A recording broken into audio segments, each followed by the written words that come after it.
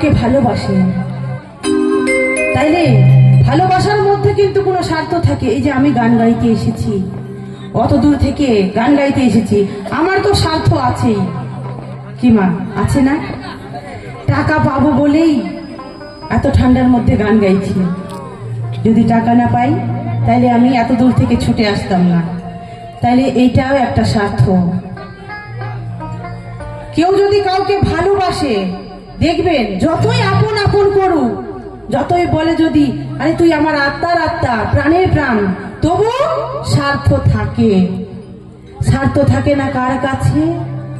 একমাত্র আমার গর্ভধারিণী মায়ের কাছে কোনো স্বার্থ লাগে না। সে সন্তান যত খারাপ হোক, তবু একবারে যদি মুখ ফুটে বলে মা গো, যত মায়ের রাগ হয়ে যায়, মা কিন্তু সবকিছু ভুলে গিয়ে সন্তানকে বুকে আগলে রাখে গো। তাই মায়ের মধ্যে কোনো স্বার্থ লাগে না।